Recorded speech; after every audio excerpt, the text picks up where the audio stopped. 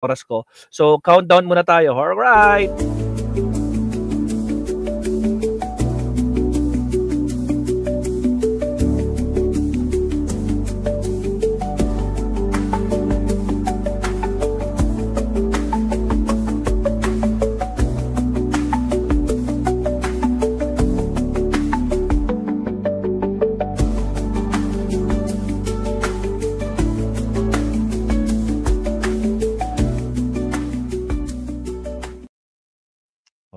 Alright. Good morning pa din mga kabsat. Mamaya tanghali na, lunch break na. Sa mga gusto mag-lunch lang kayo dyan, mabsat.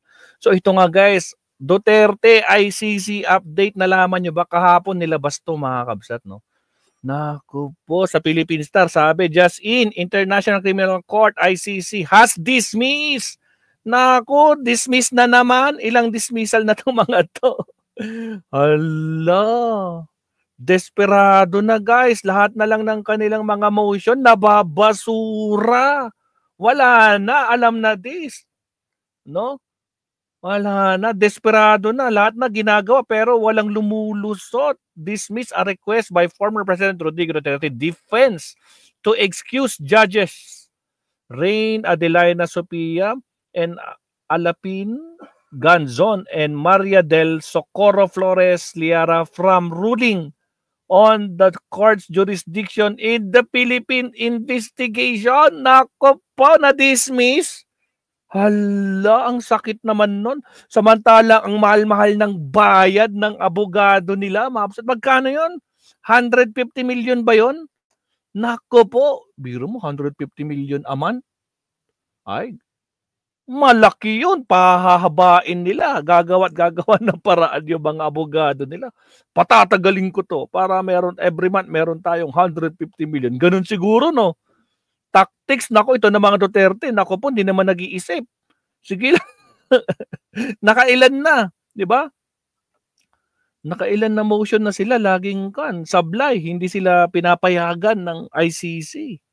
Agoy, mukhang tanggap na nila guys. Tanggap nila, kaso nga gumagawa ng kaso hindi lumulusot, no? O to, binabayaran ka namin, gawa mo ng paraan to. Yung abogado, nako po, pinagtatawanan na lang dito sa Pilipinas. O siya, pakinggan naman natin itong si Vadcaster Mabsat, no? Nako po, tingnan natin. At Sir Bad, pakinggan ka muna namin ha, yung topic mo kanina. Dali lang, Sir Bad muna tayo. Sir Bad, where are you? There you go. Pasukin natin, Sir Bad.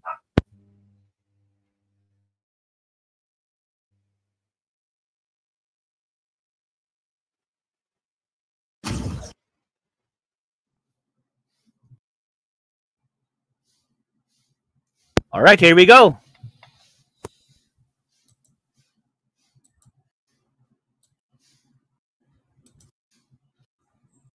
Damas y caballeros, almost araw-araw natin ine-expose at pinagtatawanan itong katangahan ng Chief Legal Defense ni former President Duterte na si British-Israeli barrister Nicholas Kaufman.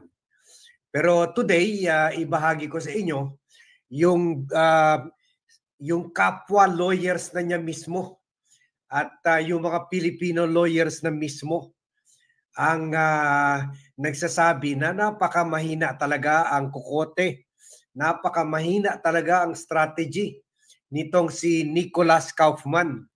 At ganyan rin naman sinasabi ni ICC accredited lawyer na si Harry Roque.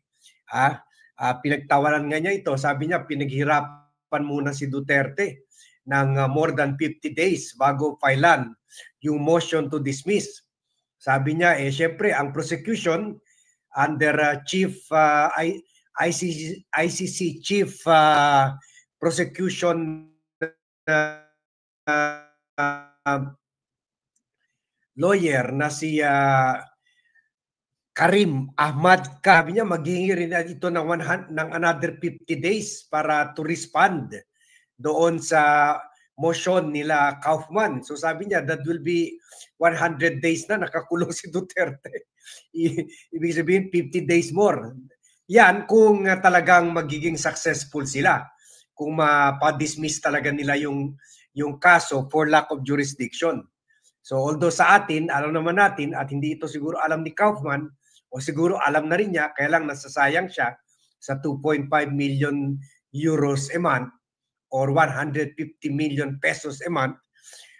Alam naman niya na malabo talaga mag-grant itong dismissal. Kasi kung sa tingin ng korte, ng ICC, na wala talagang jurisdiction, una, dineclare nila meron jurisdiction. Pangalawa, bakit pa sila maglalabas ng arrest warrant kung wala naman jurisdiction? Bakit pa nila ikukulong? Di ba? Kuwan lang yan eh. Sentido common lang yan. Di ka naman kailangan maging lawyer to realize na the fact na dineclare nila na may jurisdiction. Second, nag-issue sila ng arrest warrant at tuloy-tuloy nila dinidiscuss yung kaso. Ibig sabihin talaga naman may jurisdiction. Yan ha. So, i-play natin itong at later on after natin diniscuss itong pahayag, ha? Kasi ngayon baka sawa na kayo, baka hindi kayo niniwala kay VAT, hindi ka naman lawyer VAT, bakit ganyan nag-analyze ka yung kapalpakan ni Kaufman? Ngayon ibabahagi ko sa inyo yung Twitter post ni Attorney Mel Santamaria. Ito ay graduate ng Boston Law School. Nag-aral sa Boston Law School. And then naging dean ng College of Law sa FEU ata. At book authors. And syempre, nagbibigay rin ng advice sa media. Okay. Nagbibigay rin ng legal advice sa various newspapers and TV and radio stations. Yan, si Mel Santamaria. Okay, so later on, ipe-play rin natin yung video na hindi natin na-play noon na may bago na nga si Duterte na lawyer na ang tawag ay si Dov Jacobs, law professor rin at 15 years experience sa nagtatrabaho sa The Hague at dagdag ito sa 30 years experience, more than 30 years experience sa litigating cases sa ICC nitong si Nicholas Kaufman. Pero ganun pa man, palpak pa rin. At itong sinasabi ni Mel Santamaria. So ipi-play ko yan introduction via ANC dito kay Job to bring to you the point na hindi lang man solo ni Kaufman yung 150 million.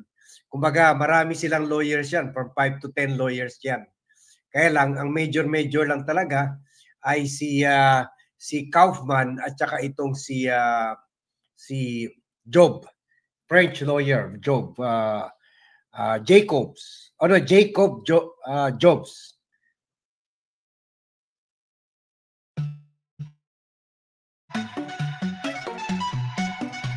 Boom. Ay, thank you ha. Si Cavern 12 from the US. Yun, sabi niya, thanks for being you. Ay, thank you ha. Cavern, ina-appreciate niya yung effort ni VAT. Tingnan nyo ha, I have to vlog early dahil mag-jogging pa ako after this.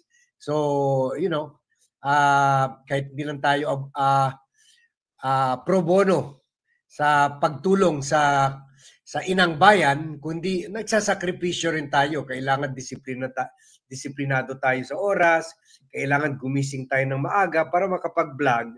Kasi ginagawa ko yung nakikita nyo every 2 hours ako nagba-vlog or 3 hours. Kasi in between, either ginagawa ko yung personal items like jogging, eating or attending to business or bonding with the kids, ganon in between. So kumbaga hindi rin madali ang buhay ng vlogger. Pero tulad ng sinasabi ko sa inyo, lilima na lang kami o tatatlo na lang na truly independent na hindi nagpapabayad o hindi bumibigay sa offer ng Marcos Cup na ilagay tayo sa payroll ng Malacanang at hindi rin tayo tumakatanggap ng offer ilagay rin sa payroll ni Sara Duterte o ni Pulong Duterte o ni Romualdez. So that's what keeps us going kasi kawawa na talaga. Puro fake news, both sides resorting to fake news. So we have to continue to make our sacrifice for love of God and country. Maraming sacrifice, marami tayong tulad dito, hindi tayo nakapag-travel from January to May dahil crucial itong point. Kailangan natin tulungan to push for political maturity among our citizens dahil yun, they continue to vote. Tingnan nyo, number 1 pa rin si Erwin Tulfo. Baka manalo pa si Willie Revillame, pati si Ben Tulfo. Wala na. Sirang-sira na talaga ang Republika. Okay. So, dito sa post niya, malaking sampal itong post ni Dean Mel Santamaria. Sampal ba talaga? Book author and very respected, highly respected lawyer. Nag-react siya dito sa basura ng ICC dito sa motion to leave ng two judges na under or kasama litigating the case of Duterte sa trial sa ICC. Itong African at I believe Spanish judge. Michael Pangan. Under kay Chief Judge Yulia Mutuk. At sabi niya, bias daw mga ito. Kasi yun nga, meron kung maalala nyo, and then we explained this earlier, nung okay pa yung unit team, nagkasira-sira lang man sila starting late 2023 and early 2024. Pero nung 2022-2023, inutusan pa ni President Bongbong Marcos itong si Menardo Guevara, Solicitor General na Duterte boy rin, para patayin, mag-file rin ng motion to dismiss itong kaso for lack of jurisdiction. So yung okay pa yan sila. Okay pa yan. Your workflow is important to us. Please wait and... Please wait and what?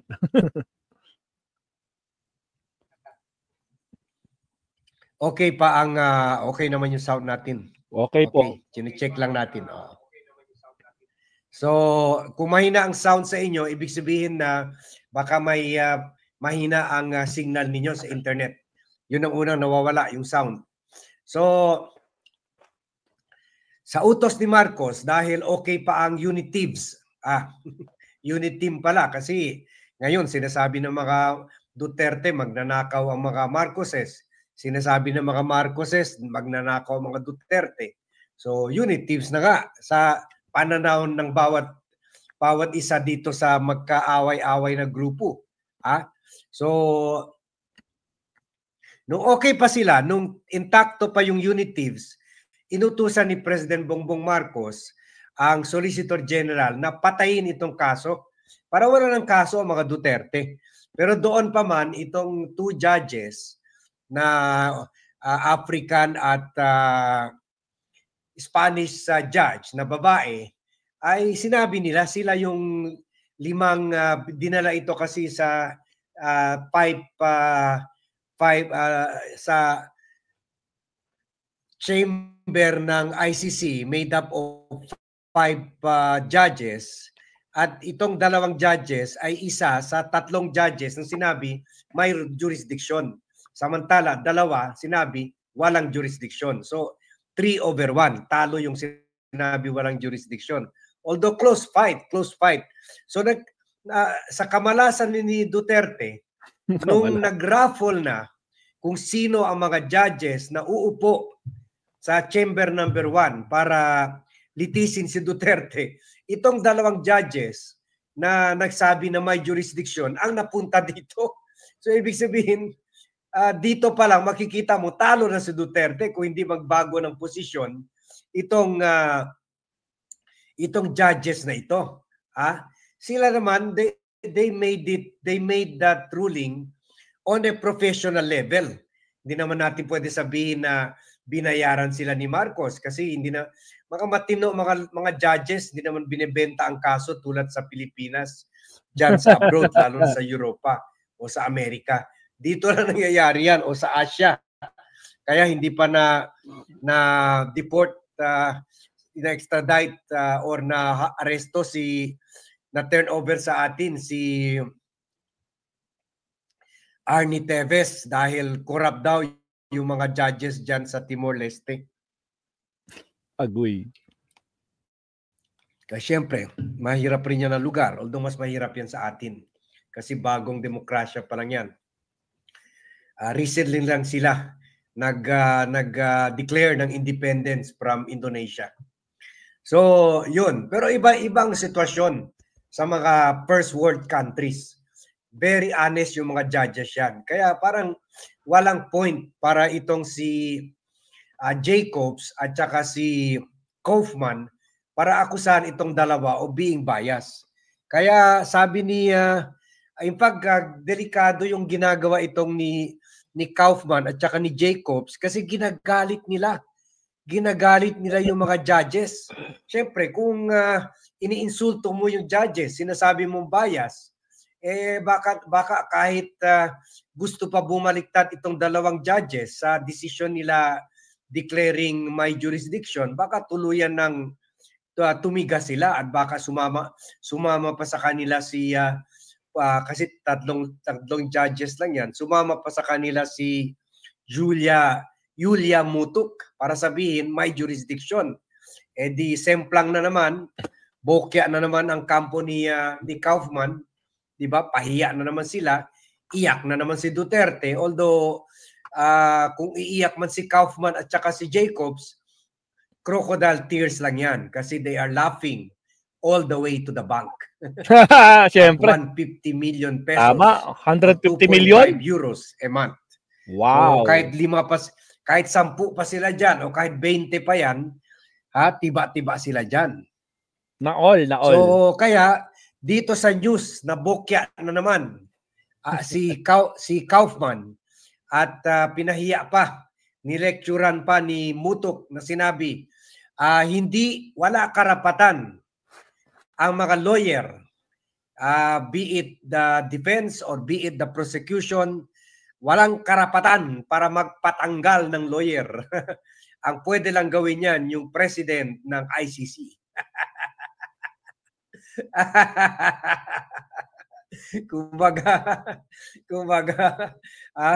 kumbaga na overstep ni Kaufman yung power niya.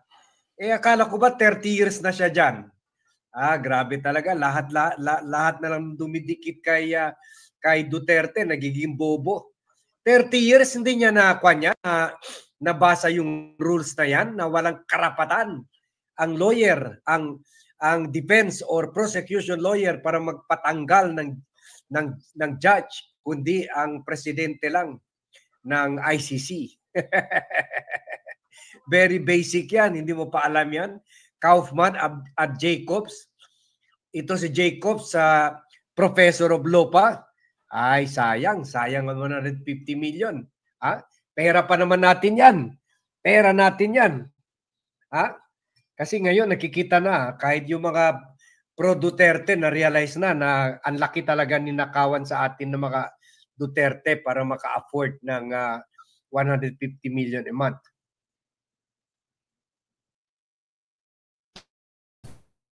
Hello everyone, I'm excited to introduce. Parang na naman mga kapsat.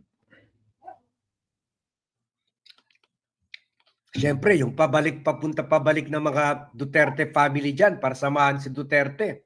All in all, ang expenses ng mga Duterte ngayon, umaabot na siguro ng 200 million a month.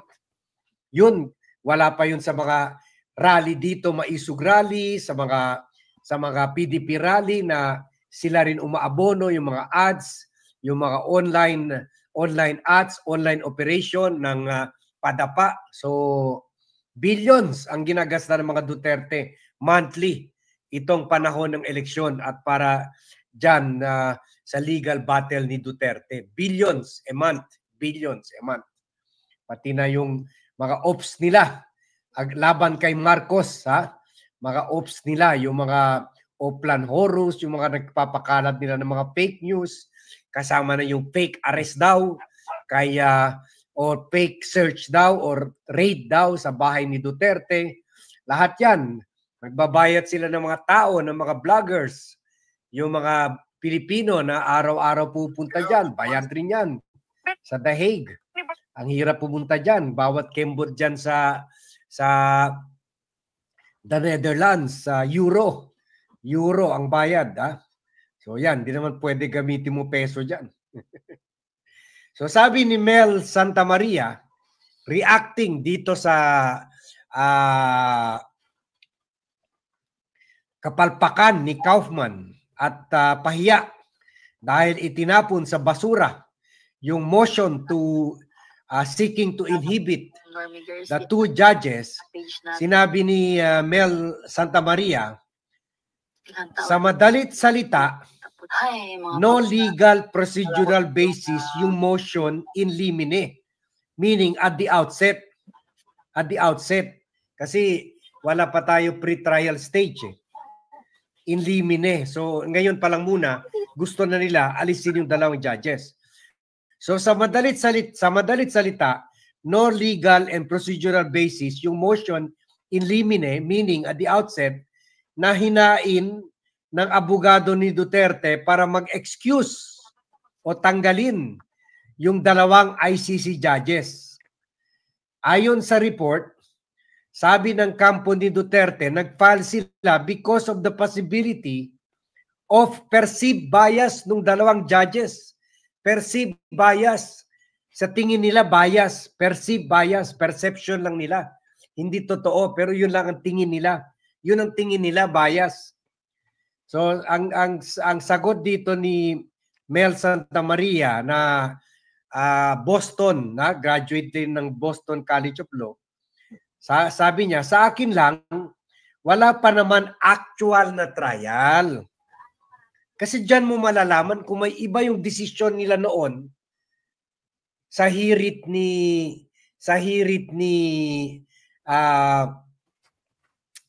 Solicitor General Menardo Guevara, sa hirit ni Menardo Guevara 2023-24.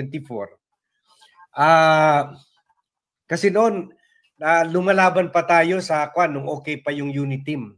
Lumalaban pa ang Marcos government, nilalabanan niyang ICC at sinusubukan nila na ipa-dismiss ang kaso. At ang gumagalaw si Solicitor General Menardo Guevara at si Justice Secretary Boying Remulla, na bago lang ang ihip ng hangin nung nagkaaway-away na sila. So yun pa yun, noon pa yun. Tapos na yun, na-rule na yung ICC na may jurisdiction by vote of 3 among 5 judges. Ibig sabihin majority, no? So dito sa 3-chamber body headed by Yulia Mutuk, hindi pa nagsimula ang kaso, sa September 23 pa. Kaya itong sinabi, kaya hindi mo pa pwede sabihin na meron ka nakita na pattern of decision ng ICC judges na sinasabi bias ang aksyon nila. So kaya itong sinabi niya, sa akin lang, wala pa naman actual na trial. Wala pang actual na trial. Shoutout Kapsat Tokis. Magsisimula pa sa September 23. Gumagamit na ng perceived bias. So sabi niya, sa akin lang, wala pa naman actual na trial. Gumagamit na ng perceived na bias. Kumbaga, sinasabi mo ng bias, wala pang trial. Wala ka pa nga basehan para sabihin na ang decision ng mga judges ay bias. Desperado na. Sabi niya, naghaharap ka ng motion kung may matibay na katibayan ka sa iyong hinihiling. Hindi katibayan ang perceived bias. So sabi niya, gumagawa ka ng motion ganyan kung malakas, kung matibay ang katibayan mo na talagang bias ang mga judges. Hindi pwede yung sinabi na sa tingin lang namin bias. Sa korte, sabi, dagdag pa ni Mel Santa Maria, sa korte, the greatest suspicion is still suspicion. So sabi niya sa korte, kahit malakas yung suspicion mo, suspicion pa yan, and suspicion is different from facts. Suspicion is different from reality. Suspicion lang yan eh. Tulad yang sinususpect mo, yung asawa mo ng bababae. Iba yung suspicion at iba yung nahuli mo at meron kang katibayan. Diba? So sabi niya, it is not evidence. Tama. Suspicion is not evidence. Sa korte, the greatest suspicion is still suspicion. It is not evidence. Hindi rin mahirap intindihin na according to the ICC rules, it is not proper to file a motion such as the motion filed by Duterte. O tingnan mo, nag-agree siya na hindi kasalanan ng judges na binasura itong motion kasi kasalanan ni Kaufman at saka ni itong si Isa Jordan na hindi nila alam yung rules ng korte, yung rules ng ICC. Kumbaga hindi kaya na basura yung motion nila ay dahil sa katangahan nila. Katangahan ba or pretending to be stupid lang para lang pagbigyan si Duterte dahil siguro umiiyak na si Duterte, umiihi na sa pantalon, sa kagagalit sa kanila. Kaya nag-file na lang ito kahit alam nila na walang chance pagbigyan ito, naawa na lang kay Duterte dahil umiihi na sa pantalon, sa galit sa kanila. Agoy! Tama, Ma'am Eva, agoy! Nagdadabong. 50 plus days na. Sabi pa naman niya, kung wala siya babae, mamamatay siya. So baka hinihingalo na. Dahil walang babae, baka masyado nang kumapal si Mariang Palad.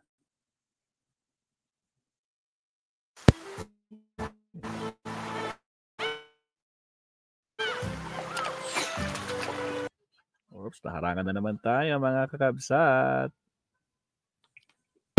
Ewan ko kung hindi kasi pwede internet dyan, hindi pwede Pornhub dyan. So, hindi ko rin alam kung meron pa ba mga magazine na mga Playboy. Or kahit na lang FHM. Wala nga, nandito si nandito si Hanilet Abansenya, nangangampanya Paano naman si Tatay Diggs? Paano na ang kaligayahan ni Tatay Diggs? Sabi pa niya sa Hong Kong, sa mga OFWs doon na babae, sabi niya, kung magstay ako dito, ng isang buwan may mabubuntis sa inyo. Dahil hindi ako pwede mabuhay kung walang ganito. Walang ganito ngayon. Paano siya nabubuhay? Yun lang. Yun lang. Wash your hands. Clap to 1, 2, 3. Yan, ganun. Ligo ka na lang ng malamig na tubig. Tayo dyan. So, I will later on, meron tayo more vlog about dito na sa Genius na naman daw, na lawyer. Paano kasi wala talaga sana. Diyan na lang si Mel Santa Maria ang kinuha niyang lawyer. Pero wala rin sigurong Filipino lawyer na gusto tanggapin yan kasi alam nila na may 186,000 pieces of evidence, 1,500 witnesses at 16 hours of video ang prosecution. Mahir at walang ebidensya ang depensa. O eto na, I will introduce to you another lawyer taking part in the 2.5 million euros monthly from Duterte. Pasok. Everybody happy. Eto na. Ay, walang mic. Walang speaker. Dali.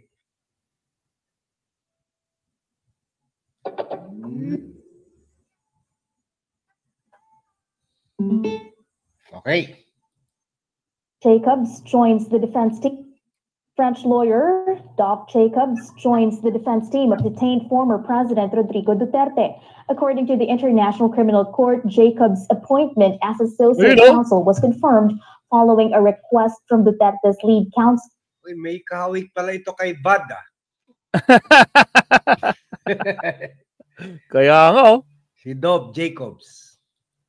Lawyer Dov Jacobs joins the defense team of detained former President Rodrigo Duterte. According to the International Criminal Court, Jacobs' appointment as associate counsel was confirmed following a request from Duterte's lead counsel, Nicholas Kaufman, on April 2.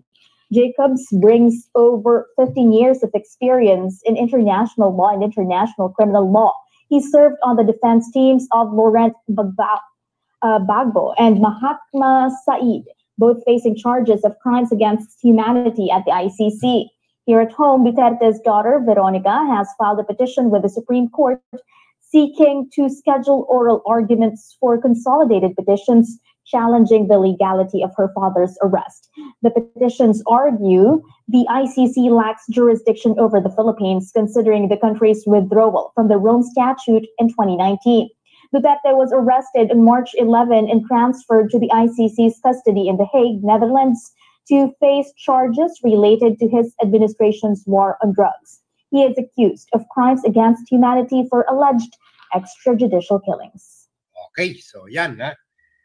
Yan, dagdag sa paggasta ng pera natin sa 150 million a month. So yan, si Dov Jacobs. So meron tayo mga additional discussion ukol dyan. So yan muna. Yan muna ang initial update natin dito sa inyo. So stolen money, no matter how big, cannot buy justice. Yan ang lesson of the day. At yan ang sinabi rin ni Dean of Law, Boston Law School graduate, attorney Mel Santamaria, book author rin ito at kwan rin at broadcaster si Mel Santamaria. Na yan. Marami pa, hindi lang siya, marami pang ibang lawyer na hindi gaano sikat kasing kilala niya na ganun rin ang sinasabi na malaking katangahan itong motion penal ni Kaufman at ni Jacobs at iba pa mga banyagang lawyer. Di bale, Sir Bad, marami namang pera mga Duterte, kayang-kaya nila yan eh. Sisiw lang sa kanila yan, di ba mga kabsat? Ay, nako. Salamat Sir Bad, salamat sa update. Ayan na mabsat. So, bago tayo mag-next topic, basta kamustahin mo natin. Sir Leonardo Ansag, correct. Akala nila, Harimau, pwede nilang sakupin ang dahig. Mga gunggong talaga. Si Robin Padilla nga, Sir Leo, di ba? Sabi niya, wala tayong magagawa dito. Hindi natin kontrolado to. Batas nila to eh. Kulungan nila to. Wala tayong magagawa. Ibig sabihin, alam na this, di ba? Wala pa rin talaga, di ba? Michael Pangan, Preamble, Amerikano si Kitty at nanay niya authorized silang mag-ina na makialam sa politika ng bansa. Nagtatanong, may sagot dyan mamaya. Ito yung next topic natin. Sasagutin natin yan, Preamble mamaya, sa shared video natin. Ayan. Bigyan naman nila ng alagang pusa si Diggs. Female ha. Patay tayo dyan, Sir Leo. Maestro, update ka na ba kay Attorney Claire? Di ko napapanood yung live niya kanina. Meron ba? I'm not sure eh. Check natin kung meron ba siyang latest. Wait, check ko Check ko Sir Leo kung meron. Kung wala, edi naspak. Naspak. PCO. Punta tayo sa PCO. Check ko lang Hindi ko lang kung meron siyang Hindi nag-notify sa akin eh. So meaning wala. Wala 17 hours ago sir eh, yung bagong alyansa eh. Wala pang PCO. Baka mamaya siguro. Wala pang PCO. Wala pa. Good news, PH economy expanded by 5.4 in the first quarter. Agoy. Naku naman, GDP ng Pilipinas umangat. Tako po, good news na naman. Iyak na naman mga garapata dito. O siya, Mabsat. So pag-usapan natin yung last topic natin. Si Kitty